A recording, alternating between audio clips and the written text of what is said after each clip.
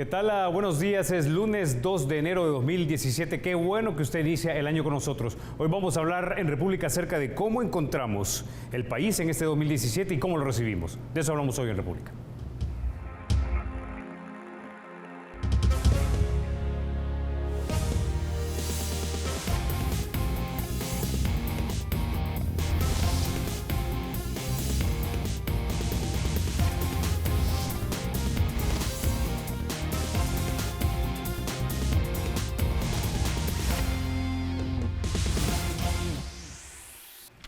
Bueno, sin mayor preámbulo vamos a introducir a nuestros invitados esta mañana. Nos acompaña Raúl García Mirón, él es el director ejecutivo del Centro de Estudios Jurídicos de El Salvador.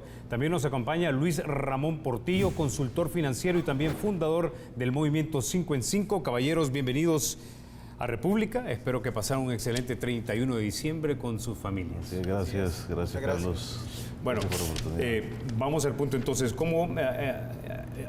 a tu manera, ¿cómo recibimos este 2017? ¿Cómo nos lo entregaron, Raúl? Bueno, la verdad que es un reto este 2017 que ahora empieza. Nos entregan un 2016, creería yo, cargado sí de sorpresas. No podemos negar que el año recién pasado estuvo, pues nos tuvieron semana tras semana los medios informando de cada descubrimiento, de lo que se dio en llamar, retomando un poco las palabras del fiscal general, el destape de la corrupción. El 2016 creo que se va a caracterizar, no obstante esto empezó en el 2015. Recordemos que los primeros dos casos que por parte de la sección de probidad, que luego la Corte mandó a la Cámara, primera de lo civil, en el tema de enriquecimiento ilícito, fueron en 2015, pero sin embargo el apogeo de esto ha venido ya en el 2016. Con pues ya un total de 5 casos tramitándose en la Cámara Primera de lo Civil. Tenemos un exfiscal también procesado penalmente, con otros empresarios y abogados.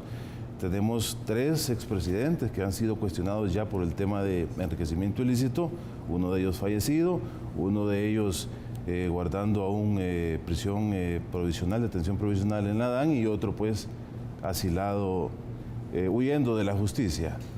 Entonces, prácticamente, pues eso es lo más novedoso, lo más importante que nos deja el 2016 a grandes rasgos, ¿no? El tema de esa persecución o ese auge que ha tomado la lucha contra la corrupción. Como ya lo decía incluso la embajadora de los Estados Unidos, en estos tiempos actuales, ¿quién puede estar en contra de la lucha contra la corrupción? Si no es... Los corruptos. Los corruptos. O aquellos que se benefician o que tienen intereses relacionados por los corruptos y que sienten que la mano de la justicia pronto los va a alcanzar. Entonces, eso nos deja satisfechos y nos da la esperanza que este nuevo año, ya lo dijo la Corte Suprema de Justicia, ya lo dijo la sección de probidad, hay 76 expedientes más en proceso de investigación que hacen un total de 300 personas. A esto nos referimos tanto el funcionario o exfuncionario y su grupo familiar, cuyos patrimonios están siendo investigados. Entonces, lo que nos depara el 2017 es muchos casos más de exfuncionarios o funcionarios actuales que van a tener que pasar por el cristal de la justicia, van a tener que pasar por el proceso civil de enriquecimiento ilícito, y ojalá que la Fiscalía General de la República pueda, aunque sabemos que no tiene los recursos y sabemos que ha recibido presiones y el mismo fiscal lo ha dicho, ojalá que pueda, con lo poco que tiene, hacer algo más de lo que ya está haciendo, porque ya lo hemos dicho y el Centro de Estudios Jurídicos ha sido preciso en esto. Nosotros le hemos dado el voto de confianza al trabajo del fiscal general, pero también tenemos que decir que no es un voto a ciegas. Es decir, estamos también pendientes y a la expectativa de que hay ciertos casos que también deben judicializarse. Hay ciertos casos pues que también dice el fiscal que no es que estén guardados, que ya fueron desengavetados y que están nuevamente retomando las investigaciones. El cartel de Texas es uno de ellos, y personas vinculadas al mismo, al menos por investigaciones, entiendo, de la DEA y de fuentes periodísticas.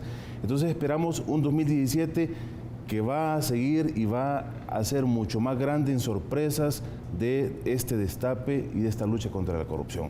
Y finalmente, tal vez para no tomarme más tiempo, decir que el 2016 pues lo terminamos sin mayores cambios en el punto de vista económico. El Salvador sigue siendo el país que menos crece en Centroamérica. Incluso dicen los expertos en economía que vamos a crecer al final, cuando hacen su consolidado de fin de año, menos que la proyección estatal, que andaba por el 2.5, un país que la inseguridad sigue siendo el mayor de los males que aqueja a los ciudadanos, donde no es de celebrar que hayamos concluido una media de 14 homicidios diarios. Al contrario, es decir, empezamos, si ustedes se recuerdan, hasta marzo con 25 a 32 homicidios con la escalada de violencia reaccionaria que llevaron a cabo las pandillas. Luego, a través de las medidas extraordinarias, pues hubo una baja. Pero es una baja que era la alta de antes. Yo recuerdo todavía hace unos 4 o 5 años cuando nos admirábamos que teníamos 12 homicidios diarios en este país. Luis Ramón, quisiera ir contigo en este punto entonces ahora. Es entonces el 2016 que recibimos el año del destape a la corrupción y tal vez el 2017 la profundización de esa revolución anticorrupción que estamos teniendo, siendo quizás el caso más emblemático por lo emblemático del cargo que ostentó en un momento dado el expresidente Saca. Mira, Carlos, la verdad que 2016, haciendo un balance de gestión, yo creo que tuvimos una excelente gestión de los ciudadanos en movimientos sociales como los nuestros y como muchos otros que siguieron empujando y haciendo incidencia para que esto caminara.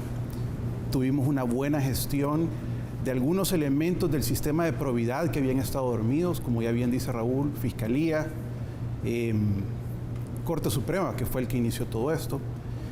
Y tenemos, obviamente, un mal año de gestión de parte del gobierno y de los partidos políticos en general. Entonces, ¿qué es lo que vamos a ver hacia adelante? Yo creo que vamos a ver mucha presión hacia el fiscal de todos estos grupos o grupúsculos, como él le llamó, que van a querer cortarle el presupuesto. Es decir, eso es un hecho. El presupuesto de la Fiscalía General no está mejorando.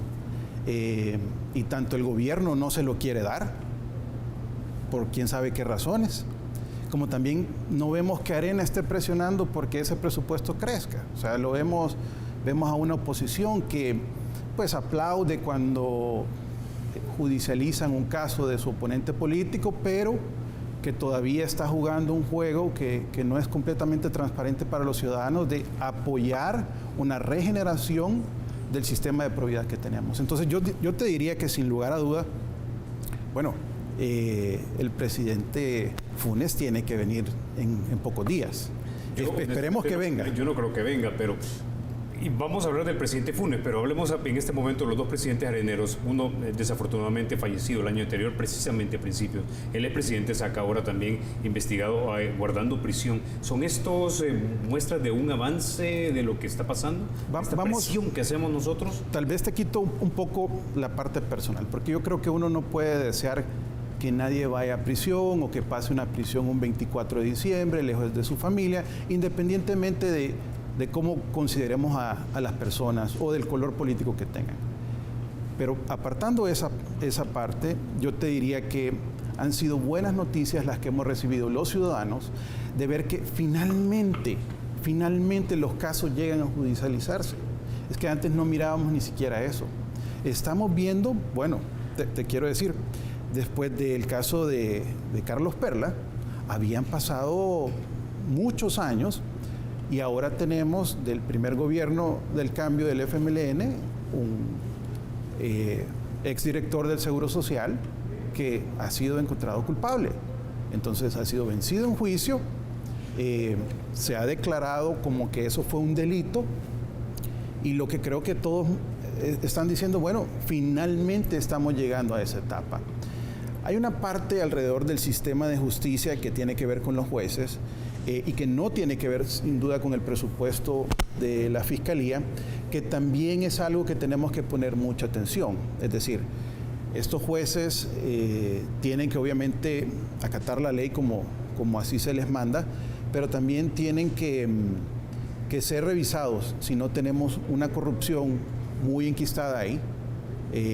No digo en todas partes, pero sí en algunos juzgados donde están llegando estos juicios importantes, porque la policía puede hacer su trabajo, la fiscalía puede hacer su trabajo, pero también los jueces están llamados a hacerlo. Entonces yo diría que la lupa grande de los ciudadanos, de la comunidad internacional y de todas las fuerzas vivas va a estar puesta sobre estos jueces. Y no como una presión para que hagan de un lado u otro el juicio, sino más bien para que ejerzan su función y que finalmente nos den lo que nosotros necesitamos, que es quitarnos estos grilletes de la corrupción en el 2017. Ahora, ¿cómo calificarías tú entonces, Raúl, esta judicialización de estos casos de estos dos expresidentes del Partido Arena? Pues la verdad es que, como ya dijiste tú al principio, la ciudadanía de primera mano se ha sorprendido que esto sucediera. Recordemos que incluso el expresidente Saca, por muchos considerado como alguien intocable. Es decir, que esto lo hayamos visto, que haya sucedido y que pues por ahí también algunos dijeron las medidas sustitutivas no se las van a dar precisamente por la presión mediática y tomando un poco lo que dice Luis en cuanto a la idoneidad de jueces. La judicialización es el paso natural y siguiente a una acusación que presenta la Fiscalía. Por supuesto, esto tiene un curso de acción procesal que pasa primeramente por un juzgado de paz, que es el que recibe el requerimiento y conoce de los elementos mínimos necesarios para establecer que hay, por lo menos, suficiente evidencia como para considerar que los sujetos imputados son los que han participado en los delitos y que tienen un grado de que estos delitos existen y que son los que han participado en la comisión de los mismos. Nosotros, como gremial de abogados, estamos también procurando, y es una de nuestras luchas, y para ahora 2017 es uno de nuestros retos, insistir en la necesidad de la depuración judicial.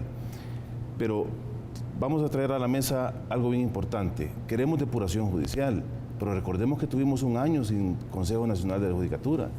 Entonces, si solo estamos esperando que existan buenos jueces, pero quienes deben capacitar a los jueces, preparar las ternas que mandan a la Corte Suprema de Justicia para jueces de paz de primera instancia y cámaras de segunda instancia, a quien le corresponde esa función es al Consejo Nacional de la Judicatura. Y hay que decirlo, no ha estado haciendo la mejor tarea. Y, por supuesto, los políticos de la Asamblea Legislativa se encargaron por un año de tenernos sin Consejo Nacional de la Judicatura. Entonces, eso contribuye al estancamiento. Creo que, como en todo, hay jueces buenos, jueces malos, jueces que deben estar fuera del sistema judicial. Pero nosotros queremos creer en las instituciones y que el órgano judicial haga su parte, porque si la Fiscalía está haciendo su parte, si la Corte Suprema está haciendo su parte, ya tenemos al primer condenado por el proceso de enriquecimiento ilícito, que es el señor Leonel Flores. Nos llenó de mucha satisfacción ver que al final una ley, no tanto obsoleta, porque muchos la tildan de obsoleta, pero yo les puedo decir que la obsolescencia no solo es por la edad que tenía la ley, sino por su inaplicabilidad. Nunca se quiso aplicar. Cuando se vino a aplicar, las cosas funcionaron. Por supuesto, hay una ley de probidad que estamos, bueno, parte del equipo gestores del Centro de Estudios Jurídicos aprobó la Asamblea una ley de probidad pública que es un adefesio jurídico, es como un traje hecho a la medida para no tocarse a sí mismos. Hemos presentado que, por cierto, aprovechamos para pedirle a la Sala de lo Constitucional, recordarle que estamos necesitando que resuelva sobre esa demanda de inconstitucionalidad contra la ley de probidad, que es lo que generó que la ley de enriquecimiento ilícito siguiera a estos días vigente. Entonces, quiero decirte, las herramientas están, tenemos una legislación, tal vez en algunos casos no es la mejor, pero quienes la aplican son nuestros jueces, hay jueces buenos. Todo esto va también en el tema de la idoneidad y la competencia del juez, tanto académica como la presión a la que pueda ser sometido, porque estos casos mediáticos, sin duda alguna, que traen bajo la mesa ciertas presiones, ciertas amenazas, ciertas, ofertas que pudieran tentar a algún juez. Pero digo, esta no es la generalidad de los casos. Nosotros estamos creyendo que el sistema judicial debe funcionar porque, en definitiva, la Corte Suprema de Justicia también, aunque la independencia judicial se respeta, está observando la actuación de estos jueces. El año pasado hubo un tímido, decimos nosotros, tímido traslado de jueces. Hubo cambio de jueces cuestionados de unos tribunales hacia otros. Y dijimos, algunos de estos, pues fue trasladar el mal de un lugar para el otro. Se necesita una depuración importante. Hay cientos de casos en investigación judicial que están todavía años y años sin ser resueltos. Ok, tengo que ir a la pausa, Raúl. Cuando regresemos vamos a hablar ahora del otro presidente que también estaba siendo investigado, pero que ahora ya no está en nuestro territorio nacional. Ya volvemos.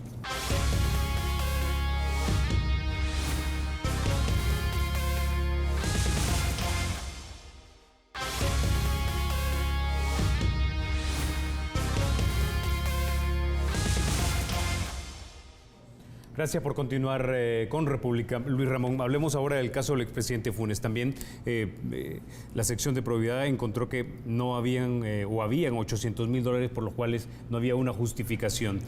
Luego se da una serie de circunstancias y de repente el expresidente Funes decide viajar a Nicaragua inicialmente con una consultoría, así lo había dicho, y posteriormente pide asilo político en Nicaragua.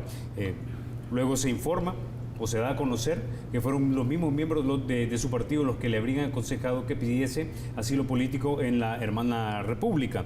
Es decir, aquí se consideró, por lo menos de parte de un sector de la población, que el presidente Funes era perseguido político por lo que él había sido como presidente y que eso de alguna manera lo habían apoyado que los funcionarios de gobierno y por eso le dijeron, mira, vos vas a ser perseguido, mejor quédate allá y pedí asilo.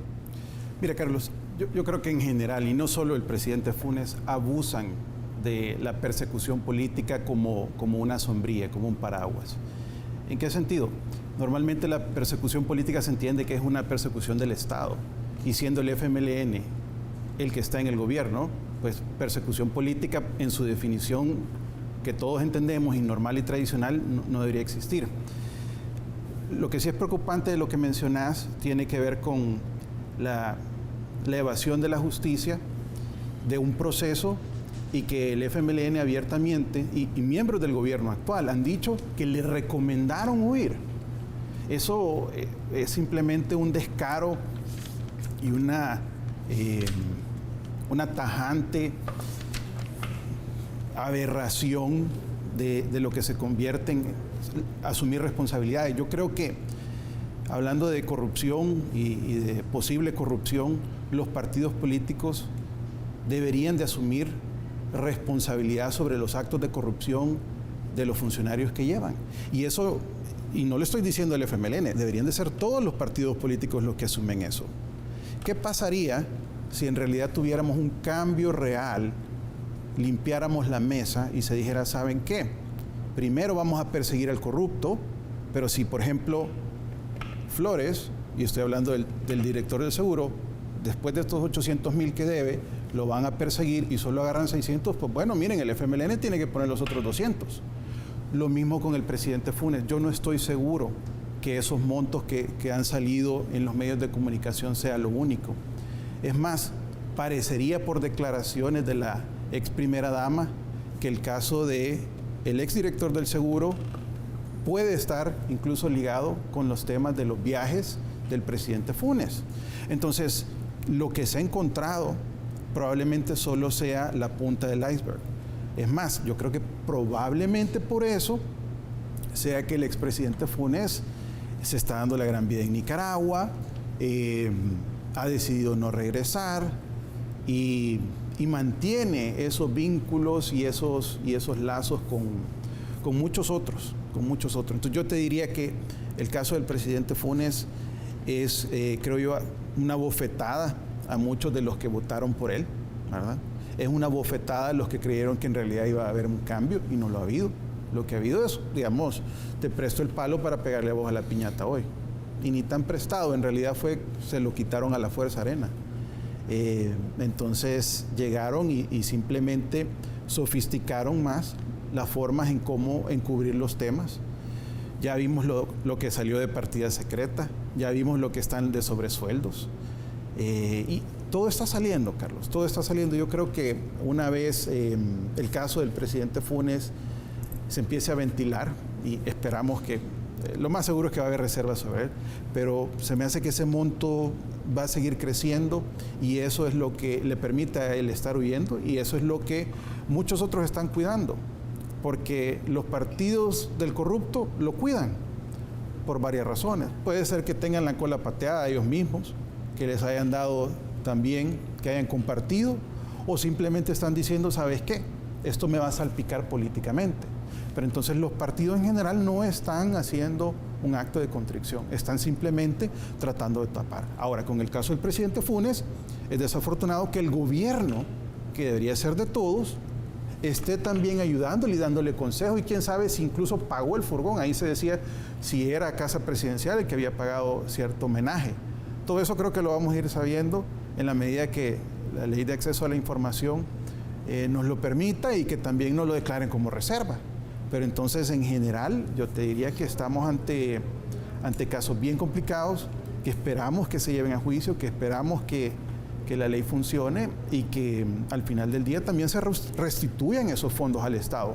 Porque eso que se robaron, esas son las medicinas que no hay en el seguro. Esos son los pupitres que están rotos en las escuelas. Esos son los sueldos de los maestros que no les pagan. Esos son los fondos de inversión de las alcaldías que nunca llegan. Y así podemos enumerar cómo la corrupción nos roba el futuro. Entonces, no solo tienen que ir a juicio y pagar con prisión, tienen que devolver lo que se robaron. Ahora, es muy importante de que, digamos, hagamos la precisión de que muchas de estas personas que actualmente están siendo investigadas y procesadas todavía no han sido vencidos en juicio y por lo tanto no son culpables oficialmente. Pero la percepción de las personas es que eso era algo que ya todos sabíamos y quizá por eso el argumento de los políticos cuando hacen las valoraciones o el manejo de lo que está pasando y decir, no, es que esto es persecución política. Por ejemplo, el general Atilio Benítez también se le quitó el fuero en la Asamblea Legislativa. El FMLN se opuso.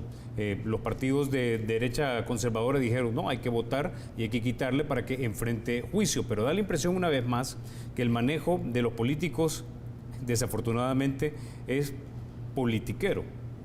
Sí, Carlos, es que en realidad, ya lo hemos dicho en otras ocasiones, los políticos están divorciados de la ciudadanía. Al final, los políticos están velando por sus propios intereses. Imagínate que quienes más estuvieron tratando de defender la posición del general Benítez fue precisamente el FMLN.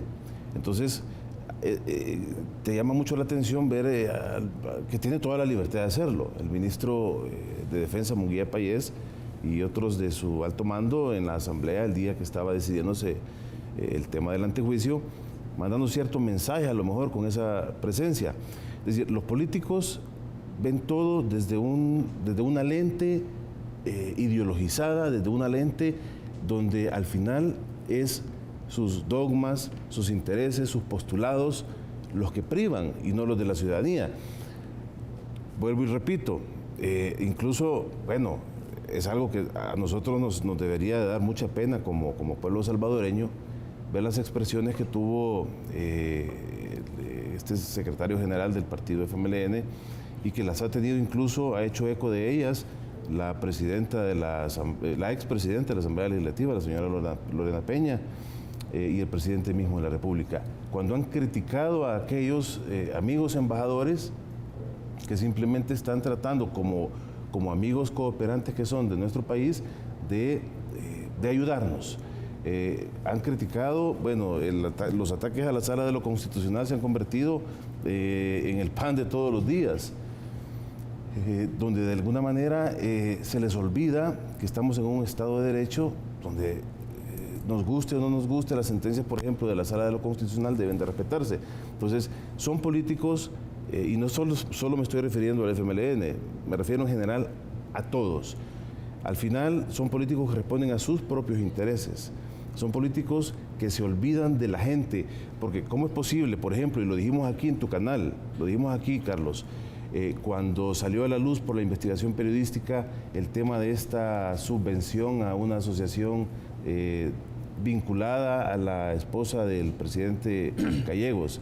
Aquí se lo dijimos, que pedíamos la renuncia. El Centro de Estudios Jurídicos sacó un comunicado pidiendo la renuncia de él como presidente de la Asamblea. ¿Por qué? Porque su discurso no va de la mano de los hechos. Y así son estos políticos. Los discursos no van de la mano de sus acciones. Entonces, si él vino a enarbolar la bandera de la transparencia, lo menos que podía hacer en ese momento era de poner su cargo como presidente, para entonces mandar un mensaje al pueblo salvadoreño de que en definitiva sí se ha subido a esa que yo llamaría a esos vientos de cambio. Porque estos vientos de cambio han empezado, Carlos, y no se van a detener. La ciudadanía, como ya lo decía Luis, ahora tiene más conciencia de que se le ha tenido ninguneada. Yo diría que esa es la palabra precisa. Los políticos, bueno, a mí me llamó terriblemente la atención cuando con el tema del salario mínimo, la señora Lorena Peña citó que si los cafetaleros querían, se podían ir con todos sus cafetales. Pero no, dijo, ni modo porque no se pueden llevar la tierra. Entonces, ¿qué clase de mensaje es ese el que mandan políticos que tienen el uso del micrófono y que tienen el uso del poder delegado por el pueblo? ¿Qué clase de mensaje es el que le mandan a la ciudadanía? Un mensaje en el que simplemente dicen lo que piensan, lo primero que se les viene a la cabeza, lo primero que se les ocurre. Y cuando piensan en función de sus intereses de grupo, de sus intereses de partido. Entonces, vemos entonces que desde el Ejecutivo, desde el Legislativo, los mensajes que mandan a la ciudadanía son de que los políticos llegan a esos puestos en busca de sus propios intereses. Y tanto ha permeado esa cultura o esa concepción en la sociedad que hemos caído en lo que se llama la tolerancia de la corrupción, que poco a poco vamos saliendo y que va a ser un proceso largo. Pero, ¿qué te dice aquí mucha gente? Si todos roban, pero este roba menos. O te dicen, todos roban, pero él hizo algo. Es decir, la cultura de la ilegalidad ha permeado tanto, la cultura de la tolerancia de la corrupción ha permeado tanto, que el ciudadano hoy por hoy está tan preocupado en sobrevivir, en tener algo que llevar a su casa para subsistir para sus hijos, en tener un techo donde cobijarse, en poder llegar vivo, pues en pocas palabras, a su casa, que qué puede tener interés en estar pensando muchas veces en estos temas de país, en estos temas que les afectan directamente a ellos, porque si a alguien afecta la corrupción más que a nadie, es a las clases más populares, a aquellos que tienen que ver cómo hacen para juntar la cobra para regresarse a su casa en la noche y tener cuidado de no quedarse en una parada que no correspondía porque posiblemente ya no llegan a su casa. Entonces, los políticos no piensan en ellos, los políticos no piensan en que en realidad están ahí para los ciudadanos, para el interés común, para el bien común. El tema, por ejemplo, el tema del salario mínimo, a mí me dio tristeza también darme cuenta que a los últimos días de diciembre sale la nota que 3 maquilas habían anunciado el cierre. Entonces, cuando se hacen las cosas, y ojo que quiero decir esto, claro, estamos totalmente de acuerdo que ni siquiera $300 sería un salario digno para un trabajador, ni siquiera. Para mí, la canasta básica o el salario básico mínimo que un trabajador en El Salvador debería de vengar son $500, por lo menos. Claro, pero es que eso no es por decreto. Es decir, eso no lo voy a hacer realidad solo porque yo quiero que así sea. Debe haber una correlación con la realidad económica. Entonces, los políticos, con acciones como esas, cualquiera diría, están pensando en la ciudadanía, pero en realidad lo están haciendo cuando los efectos de esas medidas pueden ser más negativas que positivas. Cuando al final te dicen, el cafetalero debe pagarle prácticamente el doble al recolector. Pero si la Roya acabó con unas grandes plantaciones de café, este país fue el que menos reaccionó ante ese estado que se declaró de emergencia ya de último cuando toda Centroamérica se había preparado. Entonces, lo que quiero decir con esto es que los políticos, con ejemplos como los que te he puesto, o no hacen o hacen o deshacen, porque lo bueno que hacen lo deshacen, lo que hacen con las manos lo deshacen con los pies. Si tú aumentas el salario mínimo, pero a la vuelta de la esquina hay 100,000 despedidos, entonces, ¿cuál es el cálculo político? El cálculo político es, yo te quise ayudar, trabajador, pero mira al empleador, como es un voraz, mejor se va para otro lado y te dejo tirado. Entonces, vamos a esto. Si no hay un consenso, si no se toman en cuenta a todos los involucrados, a todos los actores de la vida nacional, entonces para cada quien jala agua para su propio molino, que es lo que hacen los políticos. Okay. Son sinceros, Carlos. Déjame, tengo que ir a la pausa antes, pero cuando regresemos quiero escuchar lo que tienes que decir precisamente con respecto a esto del salario mínimo. También vamos a hablar acerca del funcionamiento y el respeto a las instituciones que deberían velar por la transparencia y el combate a la corrupción. Ya volvemos.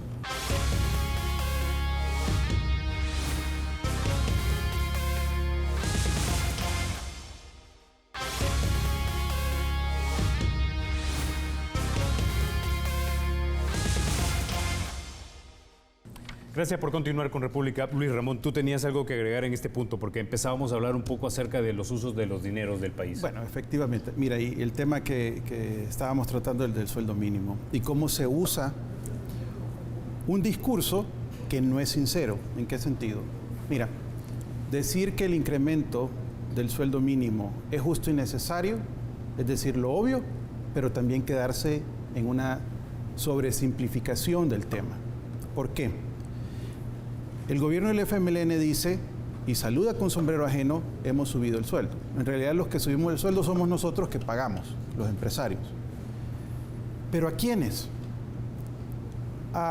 Voy a decir, un 20 y tanto % de la población económicamente activa. Tenemos para este año pasado unos 2.8 millones de salvadoreños en edad de trabajar. Hay desempleo, pero hay 810,000 que cotizan al seguro, incluyendo 162,000 del gobierno. Entonces se le subió a los otros, a los que ganaban sueldo mínimo. ¿Y los otros 2 millones? Si el FMLN tanto habla que le preocupa las mayorías y las masas y el pueblo, ¿y qué ha hecho para ellos? Empleos no han generado. Incentivos para la inversión y que hayan empleos formales, tampoco. Entonces, ¿cómo es que usan el discurso exactamente al revés en las pensiones? Cuando se querían apropiar de las pensiones, decían, miren, si solo vamos a afectar a los poquitos, quitémosle las pensiones. Pero para el sueldo mínimo suenan todos los bombos y platillos que han ayudado a las masas. Carlos, no lo han hecho. Han afectado a muchos y en esto quiero decirles algo. En realidad el tema de educación tiene que ver, porque los sueldos son un reflejo de la productividad de las personas y la productividad personal del individuo tiene que ver con su educación, porque hay muchas otras formas de aumentar productividad, comprando más máquinas, pero eso no es lo que queremos en este momento. Tenemos desempleo, tenemos 2 millones en la informalidad, queremos empleos buenos, queremos empleos con trabajo, pero el FMLN, ¿qué ha hecho por la educación y mejorar esa productividad? Nada. Y aquí quiero agregar algo, una reflexión. Si una persona de 26 años, que es la edad promedio en el país, pierde su empleo por causa del incremento del sueldo mínimo, porque no tiene la productividad, porque no tiene la educación, esa persona se educó en los gobiernos de Arena. Si una persona de 18 años hoy no logra conseguir empleo porque no tiene la educación y por ende la productividad, y $300 es mucho para emplearlo, esa persona cursó toda su secundaria con el FMLN. Entonces, ¿cuál es el factor común? Ni uno ni otro en realidad está hablando de lo que es importante, que es el tema de educación, del tema de productividad, de competitividad. Están tratando de ganarse esos puntos con la población. Arena tímidamente dice, no, si es que es bueno y es que es la forma. Miren, el sueldo tiene que ser más.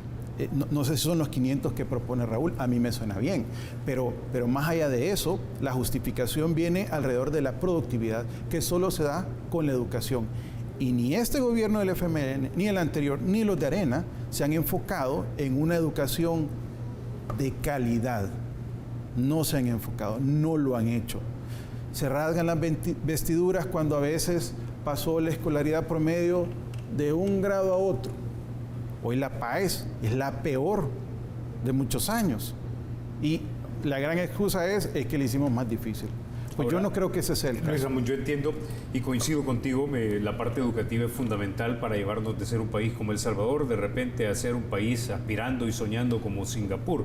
Es un proceso, especialmente cuando hablamos de educación. Ahora, el presidente del Banco Central de Reserva dijo el año pasado, a finales de diciembre, que con este aumento salarial básicamente se estaban beneficiando unas 248,000 familias, si mal no recuerdo, que salían de la pobreza extrema y unos iban y subían a la pobreza relativa. Pero es que mira, yo te voy a ser franco. El presidente del Banco Central a veces lo que tiene que hacer es ir a defender las posiciones del presidente de la República.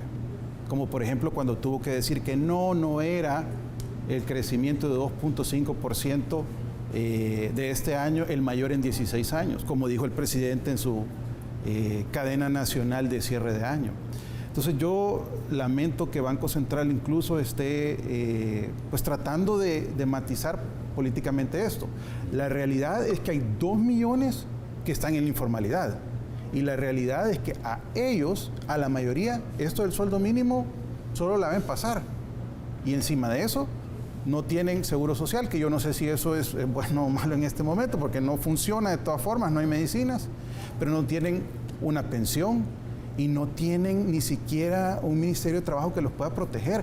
Están fuera de la ley, a merced de cualquiera, en la informalidad, Carlos. Eso es verdaderamente condenar a las personas a no tener empleo. Entonces yo quisiera que los políticos, cualquiera que sea el que esté de turno, se enfocara en el corto plazo a mejorar las condiciones económicas, la confianza, el imperio de la ley, para que las empresas invirtieran. Mira, de los 11,000 empleos aproximados que se generaron en el 2016, 5,000 vinieron de comercio y otros 4,000 y algo vinieron del sector financiero. Y el resto, digamos, entre que se perdió y se ganó, incluyendo el gobierno. Carlos, para 800,000, eso es un crecimiento del empleo del 1.3%. No estamos haciendo lo que se debe. No estamos haciendo lo que se debe. Y claro, es un paliativo. Y estoy seguro que las familias que recibieron ese incremento lo van a agradecer, pero no es suficiente. Pero lo que a mí me parece injusto es que condenemos a otros 50,000, como ya anunciaron, a desempleo cuando tenemos que subir el sueldo mínimo. Y esa condena la ha hecho la corrupción, que se ha adueñado de los fondos que pudieron haber sido destinados a educación, y también esa condena se la siguen dando los políticos que les gusta gastar más en publicidad, millones en festivales del buen vivir, millones en decir que hacen buenas obras y que son buenas ideas y que son nuevas ideas. Carlos, estamos desperdiciando los recursos en cosas que no son. Ok, y hablando precisamente ahora de los recursos, ya que introduciste el tema, también en diciembre anterior, en las últimas semanas, nos informamos que el Partido Arena, que tanto ha abanderado la austeridad, se unió con sus votos en la Asamblea Legislativa para aprobar el seguro privado para tanto diputados como para el resto de empleados. Yo no dudo que eso será excelente para muchas familias que seguramente no ganan tanto dinero, pero una vez más, pongamos esto en el gran contexto de las cosas y cómo se encuentran nuestros hospitales, cómo se encuentran nuestras escuelas. Pero vamos al punto también, el Partido de Arena ha enarbolado esa bandera de la austeridad y sin embargo votan por algo que incluso costó $1 millón más de lo que supuestamente ellos decían que iba a costar. Mira, Carlos, por respeto al público y por respeto a ustedes mismos, no puedo decir la palabra que merecen. Lo menos que puedo decir es que son sinvergüenzas. Son una pandilla de sinvergüenzas, que me perdonen los sinvergüenzas, porque ¿cómo es posible que ellos, bueno, y esto viene también culturalmente hablando, porque ellos se creen, ya lo hemos dicho también, una élite, una casta. Ellos por llegar a donde están tienen una gran cantidad de privilegios. Pues yo creo que antes de ser diputados tenían celular, tenían vehículo, tenían su seguro médico aparte, tenían una gran cantidad de prestaciones pagadas por sí mismos o a través de sus empresas. Pero ahora resulta que ellos van a tomar esos privilegios de los que el pueblo no goza. Es decir, aquí la paradoja es la siguiente: el pueblo sobrevive como puede y sus políticos se dan la gran vida del buen vivir. Entonces, ellos viven todo lo que pueden. O sea, el pueblo vive como puede y los políticos viven todo lo que pueden. Entonces, ¿qué necesidad había de ese seguro médico y de que Arena diera esos votos?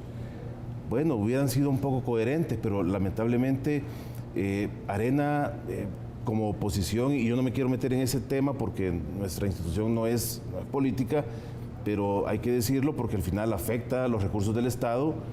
Arena debería ser más coherente. Si por un lado Arena, o llamémosle al partido que sea, y los otros partidos que por ahí andaban diciendo también que iban a estar a favor de esa austeridad, bueno, el presidente de la Asamblea Legislativa dijo, aquí va a reinar la austeridad.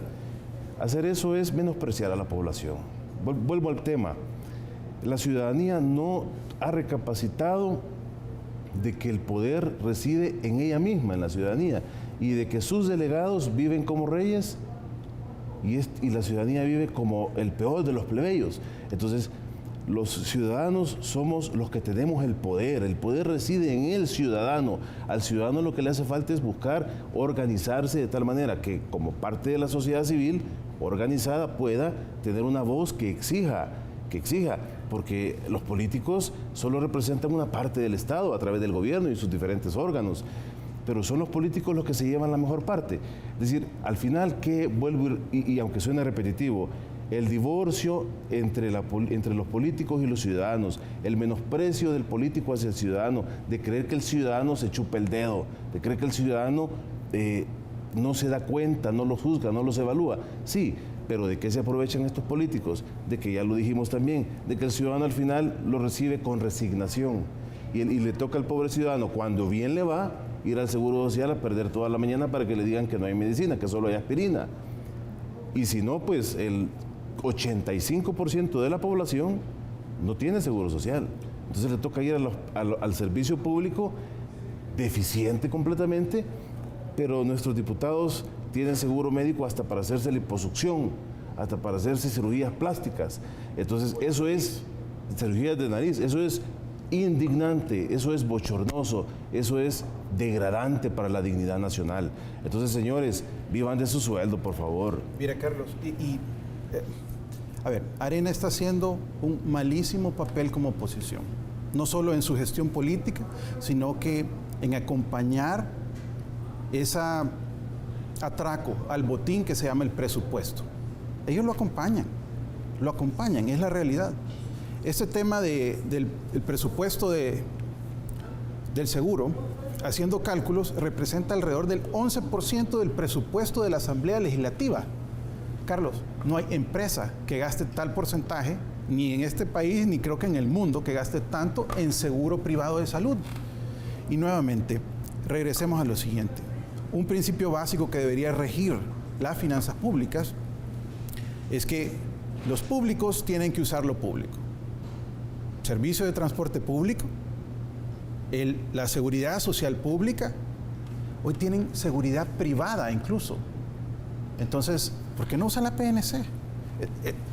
Y te estoy hablando de cómo se resguardan muchos recintos de autónomas, etcétera, etcétera.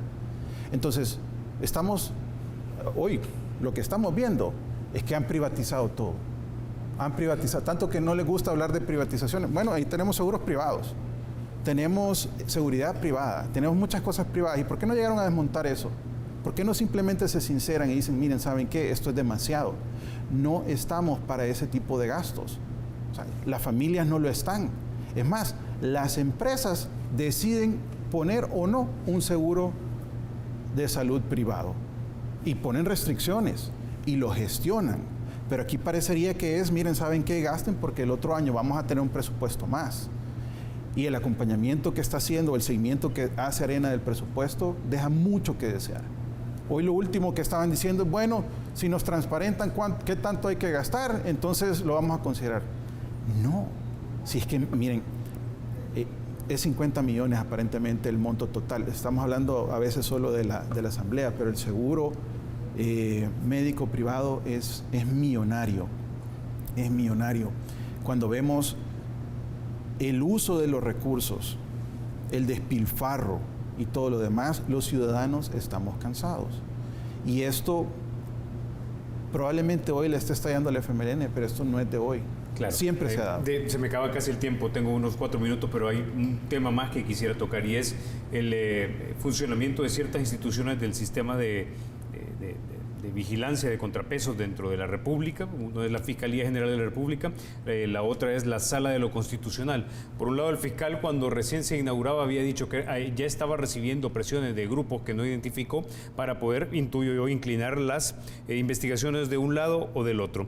También le han dicho al señor fiscal, mire, ¿sabe qué? También investigue, por ejemplo, estos casos, porque vemos que su mano solo se le va por el lado, por ejemplo, de la derecha o de repente de este expresidente. Pero también vemos que se le planta el principal alcalde de nuestro país, país, el alcalde Nayib Bukele de San Salvador, frente a su edificio y le dice, si me va a arrestar aquí estoy parafraseándolo, no recuerdo exactamente la frase, pero el punto es que es uno de los principales alcaldes de este país, digamos, realizando esa manifestación frente al fiscal general que ni siquiera, digamos, podemos decir, llevaba 1 año y medio en el cargo. Por el otro lado vemos a la Sala de lo Constitucional, ya varios magistrados se han quejado, o condenado más bien, y denunciado que se le está amenazando de muerte. Raúl, tienes 2 minutos.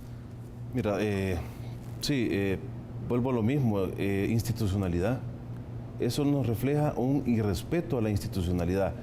Cualquier sujeto, se llame Nayib Bukele, se llame como se llame, le debe respeto a la figura del fiscal general y así como él a los funcionarios públicos de alta investidura, ya sea de elección popular o de elección de segundo grado. Entonces, ese tipo de actitudes, pues él sabrá por qué lo hizo y sabrá cuáles son sus intereses. Pero nosotros, por lo menos como Centro de Estudios Jurídicos, velamos por el imperio del derecho, por el respeto de la legalidad y consideramos que montarle una tarima al fiscal general de la República, primeramente es una falta de respeto y pues seguidamente es una falta a la institucionalidad, porque la Fiscalía pues al final es la que representa los intereses del Estado y de la sociedad, representa los intereses mismos del señor Nayib Bukele. Entonces creemos que debe haber un poco de mesura y prudencia, pero él sabrá por qué hizo eso, sabrá por qué toma sus decisiones, sabrá quiénes son sus asesores. Pues con el tema de la Sala de lo Constitucional, insistimos, ya lo dije al principio, la Sala, pues recuerden, la Sala no trabaja de oficio. A la Sala le llegan las demandas que plantean los ciudadanos y lo que hace la Sala es decidir conforme a la interpretación que debe hacer de la Constitución. Ok, Luis Ramón, tienes 1 minuto. Mira, yo creo que 2017 va a ser un año donde los ciudadanos vamos a tomar más fuerza y más protagonismo en la defensa de este sistema de probidad que se está regenerando. Y yo le hago un llamado a todos los salvadoreños para que estemos listos y atentos a defender a la Sala. Pero tenemos que ser protagonistas de esta defensa. Es lamentable que después de una denuncia que hacen los magistrados de la Sala de lo Constitucional sobre amenazas, ven el mismo presidente y diga, miren, ¿saben qué? Es libertad de expresión. Yo ahí sí difiero en eso, porque la libertad de expresión se puede dar, pero al final del día, la libertad de expresión no puede ser una amenaza a la Sala. Eso es distinto. Y te diría que el fiscal también tiene nuestro apoyo, tiene el apoyo de los ciudadanos. Esos shows, esas payasadas de ir a montar tarimas, creo que al final del día, pues sí ganan algunos aplausos de personas que no están pensando en el país, en que este es el fiscal que va a ir a perseguir a otros corruptos y a todos los corruptos. Entonces se vuelve un show de acarreados y una cuestión de que pues nadie sabe ni para qué llegó. Pero creo que los ciudadanos sí vamos a estar atentos para apoyar a estas instituciones y hacemos un llamado para que también Corte de Cuentas despierte. Ya es hora. Únanse. Ok. Bueno, se nos acabó el tiempo. No me resta más que desearles que tengan un buen resto del día y también un buen resto del año, Luis Ramón y Raúl. Carlos. Muchas gracias, Feliz año. Raúl, igualmente. Ustedes, amigos, se quedan con la emisión matutina de Teleprensa con Mayela Mena y Rafa García. Soy Carlos Toledo. Gracias por vernos. Recuerden, la República es de todos. Hay que cuidarla.